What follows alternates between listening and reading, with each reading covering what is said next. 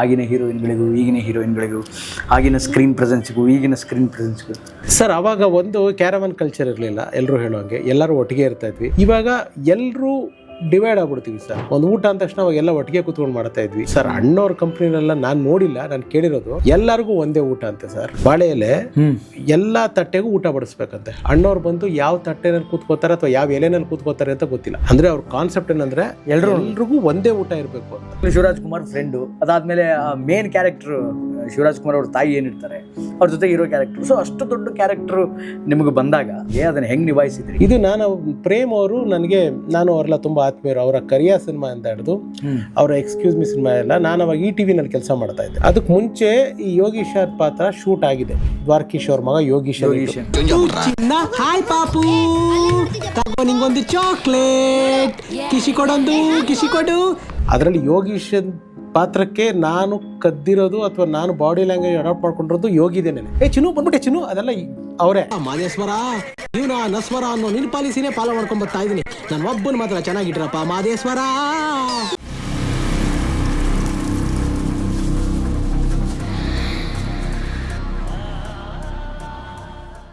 Sir, ಸೌಂದರ್ಯ ಬಗ್ಗೆ ಮಾತಾಡ್ತಾ ಇದ್ವಿ ಅನ್ನೋ ಕಾರಣಕ್ಕೆ ಈ ಕ್ವಶನ್ನ ಕೇಳ್ತೀನಿ. ನೀವು ಸಿನಿಮಾ ರಂಗಕ್ಕೆ ಎಂಟ್ರಿ ಆದಾಗ ಮೊದಲು ಅವ್ರ ಜೊತೆಗೆ ಬಣ್ಣ ಹಚ್ಚಿದ್ದು, ಅವ್ರ ಜೊತೆಗೆ ನೀವು ಸ್ಕ್ರೀನ್ ಶೇರ್ ಮಾಡಿದ್ದು. ಅದಾದಮೇಲೆ ನೀವು ಸಿನಿಮಾಗಳನ್ನು ಡೈರೆಕ್ಟ್ 2 ಪಿಕ್ಚರ್ ಮಾಡಿದೆ ಸೌಂದರ್ಯ ಅವ್ರ ಜೊತೆ. ಇನ್ನೊಂದು ಆರ್ಯಭಟ ಅಂತ ಒಂದು ಸಿನಿಮಾ. ಓಕೆ, ರಮೇಶ್ ಅರವಿಂದ್ ಅವ್ರ ಜೊತೆ ಅಂದರೆ ಅವ್ರ ಜೊತೆ ಸ್ಕ್ರೀನ್ ಶೇರ್ ಮಾಡಿದ್ದೀರಿ. ನೀವು ಸುಮಾರು ಹೀರೋಯಿನ್ಸ್ಗಳಿಗೆ ಡೈರೆಕ್ಷನ್ ಮಾಡಿದ್ದೀರಿ ಮತ್ತು ಈಗಲೂ ಸಿನಿಮಾ ನೋಡ್ತಾ ಇದ್ದೀರಿ.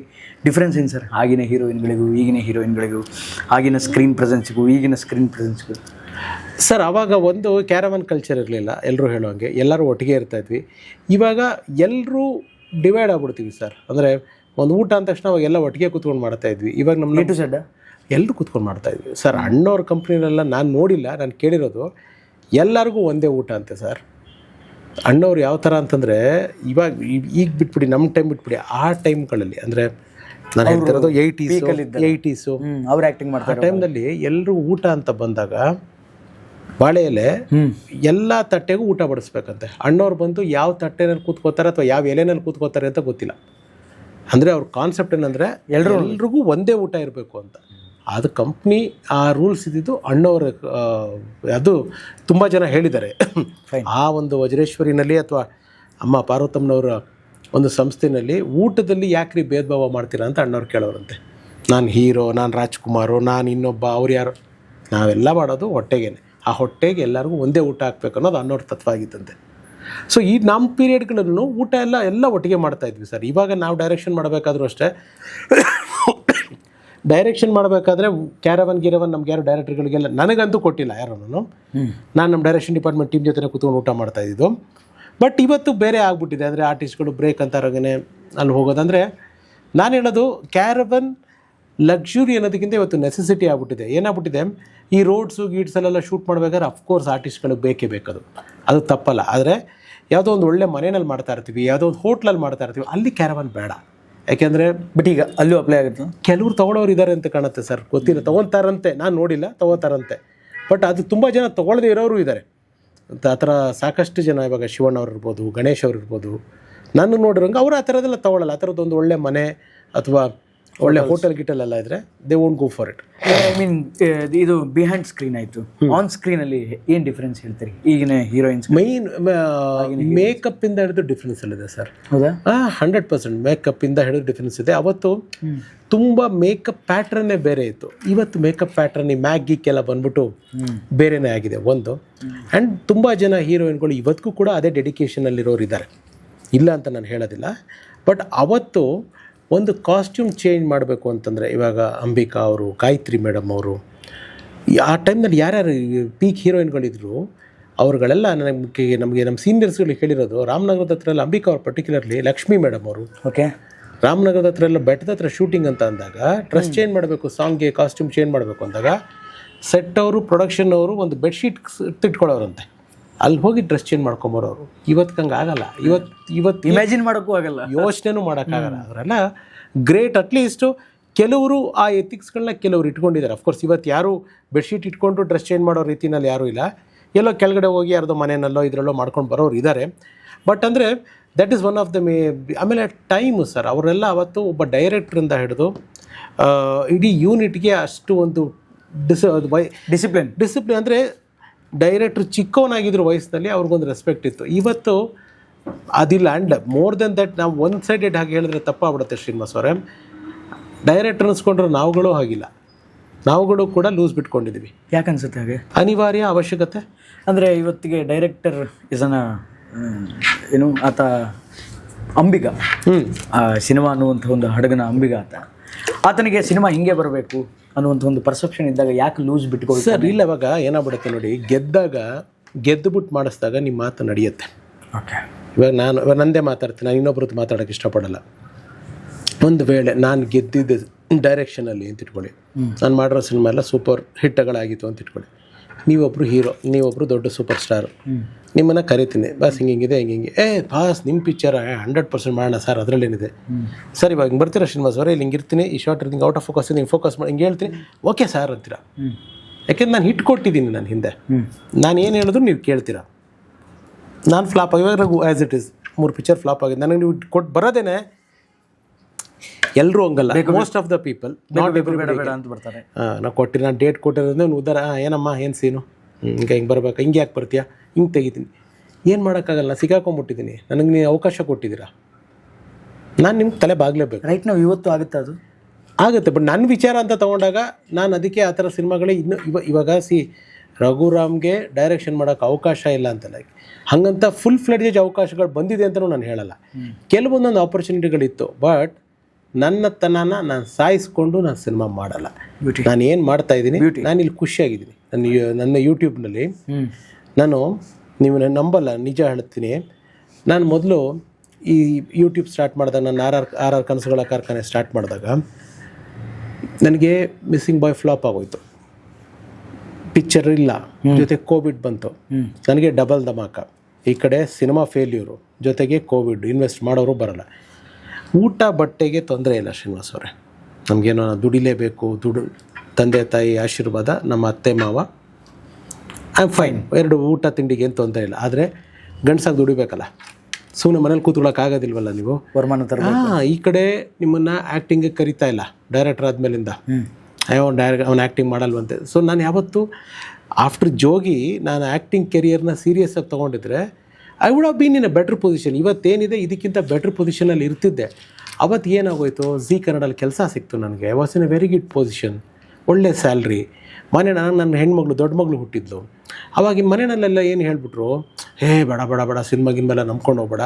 ನಾನು ಆಗಲೇ ತಿಳಿಸಿದಾಗ ನಾವು ಸಾದಾ ಸೀದಾ ಒಂದು ಮಿಡ್ಲ್ ಕ್ಲಾಸ್ ಫ್ಯಾಮಿಲಿ ಸರ್, ತಿಂಗಳಿಗೆ ಒಂದಿಷ್ಟು ಸಂಬಳ ಬರೋಂಗೆ ಬಂದ್ಬಿಡ್ಲಿ. ಓಕೆ, ಆವಾಗ ಏನು ಪೀಕ್ ಇತ್ತು ಜೋಗಿದು, ಆಗ ಆ್ಯಕ್ಟಿಂಗ್ ಬಿಟ್ಬಿಟ್ಟು ಕೆಲಸಕ್ಕೆ ಸೇರ್ಕೊಂಡ್ಬಿಟ್ಟೆ. ಅಂದರೆ ಜೋಗಿ ಆದಮೇಲೆ ಆಪರ್ಚುನಿಟೀಸ್ ಬಂತ, ತುಂಬ ಬಂತು. ಅದು ಬಂದ 2-3 ಪಿಕ್ಚರ್ ಮಾಡಿದೆ ಅಷ್ಟೇ. ಒಂದು ಅಪ್ಪು ಸರ್ ಜೊತೆ ಅಜಯ್ ಮಾಡಿದೆ, ತವರೇನು ಸೀರೆ, ಅದೆಲ್ಲ ಅದು ನಾನು ಒಂಥರ ಈ ಎಕ್ಸ್ಟ್ರಾ ಪ್ಲೇಯರ್ಗಳು ಇರ್ತಾರಲ್ಲ ಆ ಥರ, ಈ ಭೂಪತಿ, ತವರ್ನ ಸಿರಿ, ಅದರಲ್ಲೆಲ್ಲ ಬೇರೆ ಯಾರೋ ಕಲಾವಿದರು ಮಾಡಬೇಕಾಗಿತ್ತು. ಅವರು ಡೇಟ್ ಕೈ ಕೊಟ್ಬಿಟ್ರು, ನಾನು ಊಟ ಮಾಡ್ಕೊಂಬಂದಿದ್ದು ಆ ಥರ. ನನಗೆ ಇನ್ಫ್ಯಾಕ್ಟ್ ಜೋಗಿನೂ ಅಷ್ಟೇ, ನಾನಲ್ಲ ಆ ಪಾತ್ರಕ್ಕೆ ಇದ್ದಿದ್ದು. ಹೌದಾ? ದ್ವಾರಕೀಶ್ ಮಗ ಯೋಗೀಶ್ ಇದ್ದಿದ್ದು ಪಿಕ್ಚರ್ಗೆ, ಆ ಪಾತ್ರಕ್ಕೆ. ಅವ್ರನ್ನ ಇಟ್ಬಿಟ್ಟು 3 ದಿವಸ ಶೂಟಿಂಗು ಮಾಡಿದರು. ಅಲ್ಲೇನೋ ಅವ್ರ ಪ್ರಾಬ್ಲಮ್ ಆಯಿತು, ಆಮೇಲೆ ನಾನು ಹೋಗಿ ಮಾಡಿದ್ದು. ಅದು ನಾನಾಗೆ ನನಗೋಸ್ಕರ ಕರೆದು ಯಾರು ಪಾತ್ರ ಕೊಟ್ಟಿದ್ದಲ್ಲ ಅದು. ನಾನು ಆ್ಯಕ್ಚುಲಿ ಆ ಕ್ವಶನ್ ಯಾಕಂತಂದರೆ ಜೋಗಿ ಸಿನಿಮಾದಲ್ಲಿ ಶಿವರಾಜ್ ಕುಮಾರ್ ಅವರ ಪಾತ್ರಕ್ಕೆ ಎಷ್ಟು ಒಂದು ಮಾನ್ಯತೆ ಇದೆಯೋ ಅಷ್ಟೇ ಮಾನ್ಯತೆ ನಿಮ್ಮ ಪಾತ್ರ. ಅದು ಅಂತಂದರೆ ಮಾದೇಶನಿಗೆ ಬೆಂಗಳೂರಿಗೆ ಬರೋಕ್ಕೆ ಪ್ರಚೋದನೆ ಕೊಡೋದೇ ಆ ವ್ಯಕ್ತಿ, ಯೋಗೀಶ.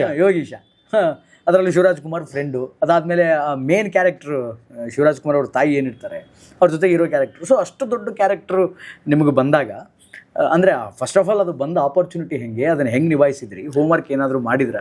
ಇಲ್ಲ ಸರ್, ಏನಿಲ್ಲ. ಅದನ್ನು ಕೇಳೋನಿದ್ದೆ ನಾನು, ಬಟ್ ನೀವು ಬೇರೆ ವಿಚಾರ ಅದೆಲ್ಲೋ ಹೋಗಿ ಡೈವರ್ಟ್ ಆಯಿತು, ಎಲ್ಲೋ ಬಂತು. ಎನಿವೆ, ನಾನು ಅದನ್ನೇನು ಮಾತಾಡ್ತಿದ್ದೆ ಅದನ್ನು ನಾನು ಹೇಳ್ತೀನಿ. ಇದು ಪ್ರೇಮ್ ಅವರು ನಾನು ಅವರೆಲ್ಲ ತುಂಬ ಆತ್ಮೀಯರು. ಅವರ ಕರಿಯಾ ಸಿನಿಮಾ ಅಂತ ಹಿಡಿದು ಅವರ ಎಕ್ಸ್ಕ್ಯೂಸ್ ಮಿ ಸಿನಿಮಾ ಎಲ್ಲ, ನಾನು ಅವಾಗ ETVನಲ್ಲಿ ಕೆಲಸ ಮಾಡ್ತಾಯಿದ್ದೆ. ETVಲಿ ಕೆಲಸ ಮಾಡ್ತಿರ್ಬೇಕಾದ್ರೆ ಅವ್ರದ್ದೆಲ್ಲ ಸಿನಿಮಾಗಳ ಪ್ರಮೋಷನ್ಸ್ ನಾನು ಮಾಡ್ತಾಯಿದ್ದೆ. ಪ್ರೇಮ್ ಅವ್ರ ಸಿನಿಮಾಗಳು ನನಗೆ ತುಂಬ, ಅವರ ಒಂದು ಆಪ್ತ ಬಳಗದಲ್ಲಿ ನಾನು ಅವತ್ತಿನ ದಿನ ಇದ್ದೆ. ಇದು ನನಗೆ ಗೊತ್ತೇ ಇಲ್ಲ, ನನಗೇನು ಗೊತ್ತೇ ಇಲ್ಲ ಈ ಯೋಗೀಶನ್ ಪಾತ್ರದ್ದು. ಶಿವಣ್ಣ ಅವ್ರದ್ದು ಒಂದು ಪಿಕ್ಚರು, ರಿಷಿ ಅಂತ ಒಂದು ಪಿಕ್ಚರು.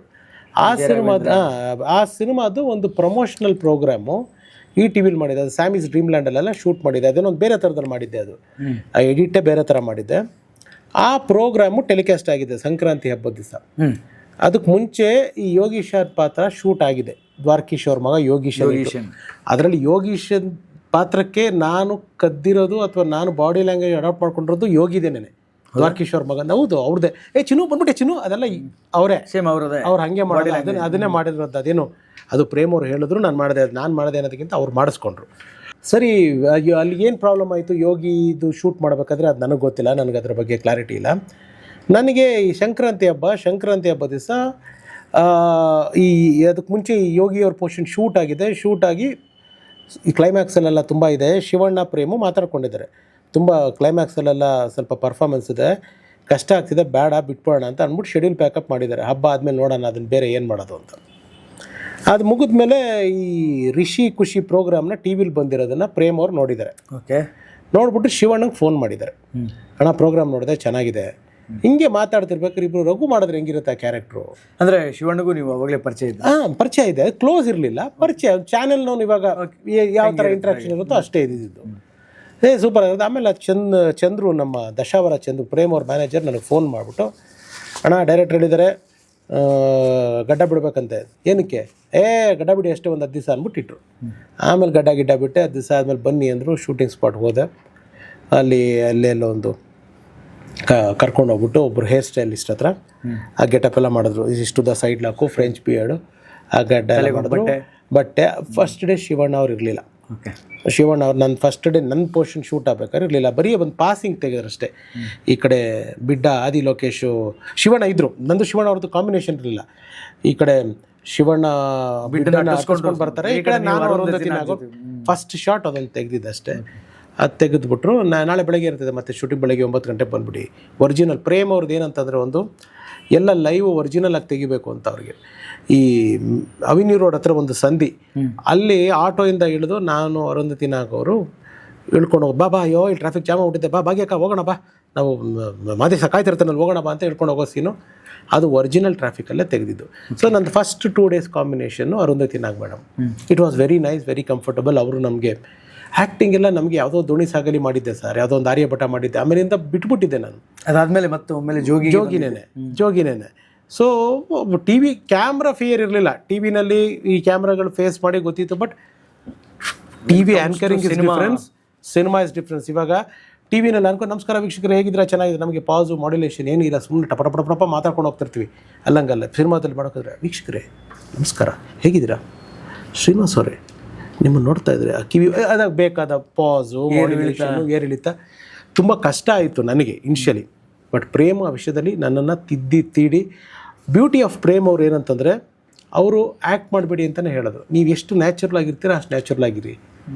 ಆ ಟಿಪಿಕಲ್ ಆ್ಯಕ್ಟಿಂಗ್ ಅನ್ನೋ ಬಾಡಿ ಲ್ಯಾಂಗ್ವೇಜ್ ತೊಗೋಬೇಡಿ. ಅಂದರೆ ಒಬ್ಬ ಕಲಾವಿದನಿಗೆ ಅವರು ಒಬ್ಬರು ಡೈರೆಕ್ಟ್ರಾಗಿ ತುಂಬ ಸ್ಪೇಸ್ ಕೊಡ್ತಾರೆ, ತುಂಬ ಸ್ವಾತಂತ್ರ್ಯ ಕೊಡ್ತಾರೆ.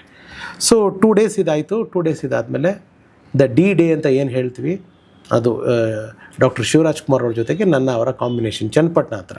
ಓಕೆ, ದೇವಸ್ಥಾನದ ಸೀಕ್ವೆನ್ಸ್ ಚನ್ನಪಟ್ಟಣದ ಹತ್ರ ಅರಳಾಲ್ಸಂದ್ರ ಅಂದ್ರೆ ಬರುತ್ತೆ, ಅದ್ರ ಹತ್ರ ಅಲ್ಲ ಬರುತ್ತೆ. ಬೆಳಗ್ಗೆನೇ ನಾನು ಹೋಗ್ಬಿಟ್ಟಿದ್ದೆ. ನಾನು ಹೋದಾಗ ಅರುಂಧತಿ ನಾಗ್ ಅವ್ರದ್ದು ನಮ್ಮದು ಸೀನ್ಸ್ ಎಲ್ಲ ಮುಗಿಸ್ಬಿಟ್ರು.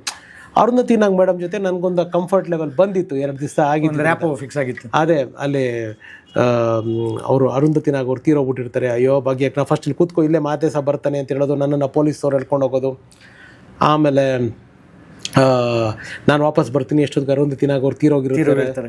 ಆ ಸೀನ್ಸ್ ಎಲ್ಲ ಬೆಳಗ್ಗೆ ಆಯಿತು. ಸೊ ಶಿವಣ್ಣ ಅವ್ರದ್ದು ಮಧ್ಯಾಹ್ನದ್ದು ಪೋರ್ಷನ್ನು. ಸರಿ, ನನಗೆ ಭಯ, ಏನೇ ಆಗಲಿ, ಏನೇ ಚಾನಲ್ನಲ್ಲಿದ್ದರು, ಏನೇ ಹೋಗಿ ಇಂಟರ್ವ್ಯೂ ಮಾಡೋದು ಬೇರೆ, ಅವ್ರ ಜೊತೆ ಅಂತ ಒಬ್ಬ ದೊಡ್ಡ ಕಲಾವಿದನ ಜೊತೆ ಪಕ್ಕದಲ್ಲಿ ನಿಂತ್ಕೊಂಡು ಸ್ಕ್ರೀನ್ ಶೇರ್ ಮಾಡಿ ಡೈಲಾಗ್ ಹೇಳೋದು ಬೇರೆ. ಇಲ್ಲಿ ಏನೇ ಇವಾಗ ಮಾತಾಡ್ಬೋದು, ಇಟ್ಸ್ ನಾಟ್ ಈಸಿ. ತುಂಬ ಭಯ ನನಗೆ. ಪ್ರೇಮ್ ಅವ್ರ ಪಾಪ ನನಗಿಲ್ಲ, ನಾರ್ಮಲ್ ಆಗಿರಿ, ನೀವು ಟೆನ್ಷನ್ ತೊಗೊಂಬೇಡಿ, ಎಲ್ಲ ಚೆನ್ನಾಗಿ ಮಾಡ್ತಾಯಿದ್ರಣ್ಣ, ನೀವು ಆರಾಮಾಗಿ ಮಾಡ್ತಿದ್ದೀರಾ, ಮಾಡಿ ಸೂಪರಾಗಿ ಮಾಡ್ತಿದ್ದೀರಾ, ತುಂಬ ಎನ್ಕರೇಜ್ ಮಾಡೋರು. ಆದರೂ ಒಳಗಡೆ ಒಂದು ಭಯ ಇರುತ್ತಲ್ಲ. ಬಂದರು ಶಿವಣ್ಣ ಅವ್ರು ಬಂದರು. ಆವಾಗ ಆವತ್ತಿಗೆ ಶಿವಣ್ಣ ಸ್ಮೋಕ್ ಮಾಡ್ತಾಯಿದ್ರು. ಅವ್ರಿಗೆ ಸ್ಮೋಕಿಂಗ್ ಅಭ್ಯಾಸ ಆಯಿತು. ದಮ್ಮಡಿದ್ಯಾ ಅಂತಂದರು. ಇಲ್ಲಣ್ಣ ದಮ್ಮೆಲ್ಲ ಅಭ್ಯಾಸ ಇಲ್ಲ ನನಗೆ. ಮತ್ತೆ ಲೋಗಿ ಮಾಡಿದ್ಯಾರನಾದ್ರು? ಇಲ್ಲಣ್ಣ ಮದುವೆ ಆಗಿದೆ, ಮಗು ಇದೆಯಾ ನಿನಗೆ? ಇವನ್ನ ಏನೋ ಮಾಡ್ಬಿಟ್ಟು ರೆಡಿ ಪ್ರೇಮ್ ರೆಡಿ. ಶಾರ್ಟ್ ಆಯಿತು. ಸೊ ಆಮೇಲೆ ಗೊತ್ತಾಗಿದ್ದೇನೆಂದರೆ, he made me so comfortable.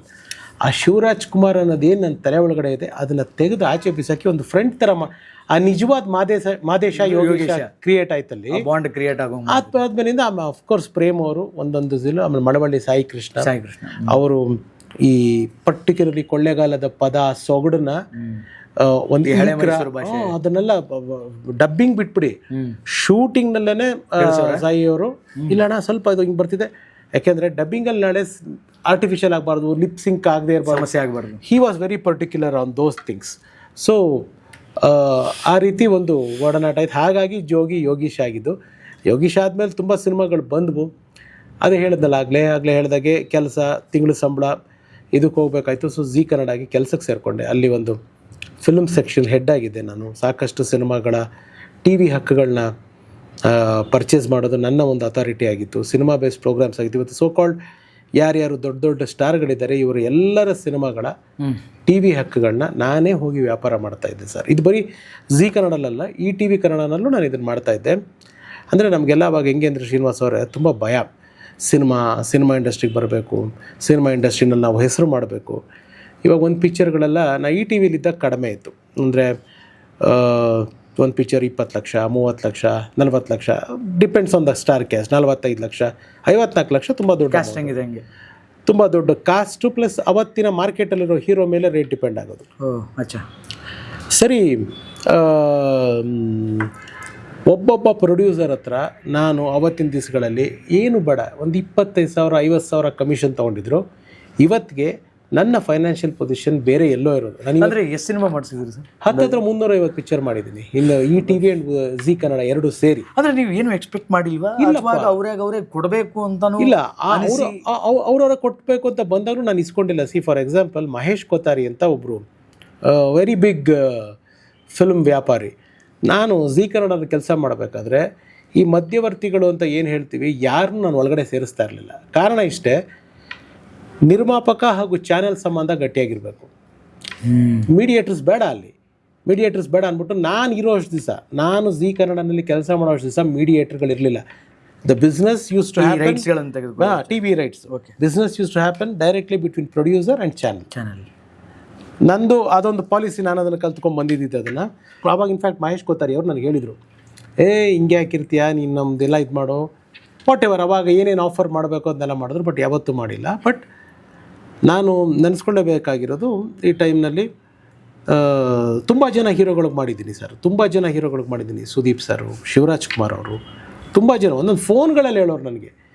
ಇವತ್ತೆಲ್ಲ ಒಂದು ಟಿ ವಿ ವ್ಯಾಪಾರ ಮಾಡೋದಂದರೆ ಅಷ್ಟು ಕಷ್ಟ. ನಾವೆಲ್ಲ ಅವತ್ತಿಗಷ್ಟು ರಿಲೇಷನ್ಶಿಪ್ಗಳಿಗೆ ಬೆಲೆ ಕೊಡ್ತಿದ್ವಿ, ಅಷ್ಟು ಇದು ಮಾಡೋದು. ಅದರಲ್ಲಿ ಗ್ರೇಟ್ನೆಸ್ಸು ಸುದೀಪ್ ಸರ್. ನನ್ನ ಮಿಸ್ಸಿಂಗ್ ಬಾಯ್ ಸಿನಿಮಾ ರಿಲೀಸ್ ಆದಾಗ ಅದು ಇವತ್ತಿಗೂ it is there in YouTube, ನೀವು ನೋಡ್ಬೋದು. ಅವ್ರು ಓಪನ್ ಆಗಿ ಹೇಳಿದ್ದಾರೆ, ಯಾರೂ ನನ್ನ ಸಿನಿಮಾ ವ್ಯಾಪಾರ ಮಾಡದೇ ಇದ್ದಾಗ ನನಗೆ ಬಂದು ರಘು ಪಿಕ್ಚರ್ ವ್ಯಾಪಾರ ಮಾಡಿಕೊಟ್ಟ ವಿತೌಟ್ ಎನಿ ಇಂಟೆನ್ಷನ್. ಶಾಂತಿ ನಿವಾಸ number 73 Shanti Nivasa. Sorry, autograph, my autograph, Zee ಕನ್ನಡಗೆ ಮೈ ನಿವಾಸನೂ ಜಿ ಕನ್ನಡ, ಎರಡು ಜಿ ಕನ್ನಡಗೇನೆ. ಅಂದರೆ ಸುದೀಪ್ ಸರ್ ಹೇಳಿದ್ರು ನನಗೆ, ಅಲ್ಲಿ ಹೇಳಿದ್ದಾರೆ, ಅವರೇ ಹೇಳಿದ್ರು, ನನ್ನ ಮಾತುಗಳಲ್ಲ. ಅಂದರೆ ಯಾರೂ ನನ್ನ ಸಿನಿಮಾಗಳು ತೊಗೊಳ್ಳಿಲ್ಲ, ಮಾರ್ಕೆಟ್ ಇಲ್ಲ ಅಂತ ಅಂದಾಗ ರಘು ಬಂದ್ಬಿಟ್ಟು ಕೂತ್ಕೊಂಡು, ನಾವು ಯಾವತ್ತೂ ಆ ಲೆಕ್ಕಾಚಾರ ಎಲ್ಲ ಮಾಡೇ ಇಲ್ಲ ಶ್ರೀನಿವಾಸ್ ಅವರೇ. ಒಂದು ಒಳ್ಳೆ ಪ್ರಯತ್ನ ಚೆನ್ನಾಗಿತ್ತು, ತೊಗೊಂಡು ಮಾಡೋಣ ಅಂತ. ಆ ಥರ ತುಂಬ ಸಿನಿಮಾಗಳು ಮಾಡಿದ್ದೀನಿ. ಶಿವಣ್ಣ ಅವ್ರದ್ದು ಅದ್ರಲ್ಲಿ ಲೆಕ್ಕವೇ ಇಲ್ಲ, ಅಷ್ಟು ಸಿನಿಮಾಗಳು ಮಾಡಿದ್ದೀನಿ. ಅರ್ಜುನ್ ಅನ್ನೋ ಒಂದು ಸಿನಿಮಾ ಟಿ ವಿ ರೈಟ್ಸ್ನ ನಾನು ವ್ಯಾಪಾರ ಮಾಡಿಸ್ಕೊಟ್ಟೆ ಜಿ ಕನ್ನಡಗೆ. ಆವತ್ತಿನ ದಿವಸದಲ್ಲಿ ದರ್ಶನ್ ಅವ್ರ ಸಿನಿಮಾ 72 ಲಕ್ಷ 77 ಈ ರೇಟಲ್ಲಿ ಹೋಗ್ತಾ ಇತ್ತು. 90 ಲಕ್ಷಕ್ಕೆ ಮಾಡಿಸ್ಕೊಟ್ಟೆ ಆ ಟಿ ವಿ ರೈಟ್ಸ್ನ. ಜಯಣ್ಣ ಅವ್ರಿಗೆ ಹೇಳಿ, ದರ್ಶನ್ ಅವರ ಆ ಚಿತ್ರದ ನಿರ್ಮಾಪಕ ಜಯಣ್ಣ ಅವ್ರಿಗೆ ಹೇಳಿ 3 ಲಕ್ಷ ರೂಪಾಯಿ ನನಗೆ ಕೊಡಿಸೋದು. That was the first amount ಕೊಡಿಸಿದ್ದು. ಅಂದರೆ ಆ ದುಡ್ಡನ್ನ ನನ್ನ ಶ್ರೀಮತಿಗೆ ನಾನು ಕೊಟ್ಟು 3 ಲಕ್ಷ ರೂಪಾಯಿ ಇಟ್ಕೊಳ್ಳಿ, ಅವ್ರು ಏನು ತಿಂಗ್ಳಿಗೆ ಸಂಬಳ ಮಾಡ್ತಿದ್ರು ಅದನ್ನ ಇಟ್ಕೊಳ್ಳಿ, ಅವರು ತಿಂಗ್ಳಿಗೆ ಸಂಬಳ ತರದೇ ಹೋಗ್ಲಿ, ಅವ್ರಿಗೆ ಬಿಟ್ಬಿಡಿ ಫ್ರೀಯಾಗಿ ಡೈರೆಕ್ಷನ್ ಮಾಡೋದಕ್ಕೆ ದುಡ್ಡು ಅಂತ. ಬಟ್ ಡೈರೆಕ್ಟ್ರು ಕ್ರಿಯೇಟಿವ್ ಆಗಿ ಹೋದಾಗ ಹಣದ ಪ್ರೆಷರ್ ಆಗಬಾರ್ದು, ಇದು ಅವ್ರು ಮಾಡ್ಕೊಂಡಿದ್ರು ಸರ್, ಅದನ್ನು ಮರಿಬಾರ್ದು. ಇದಕ್ಕೆ ಮುಂಚೆ ಒಂದು ಇದು ಸೆಕೆಂಡ್ ಪಿಕ್ಚರು, ಇದಕ್ಕೆ ಮುಂಚೆ ಸ್ನೇಹನ ಪ್ರೀತಿನ ಅಂತ ಪಿಕ್ಚರ್ ಮಾಡಿದೆ. ಆ ಸಿನಿಮಾ ಮಾಡಿದಾಗಲೂ ಕೂಡ ಅಣಜಿ ನಾಗರಾಜ್ ಅವ್ರಿಗೆ ಹೇಳಿ ನನಗೊಂದು 2 ಲಕ್ಷ ರೂಪಾಯಿ ಕೊಡಿಸಿದ್ರು.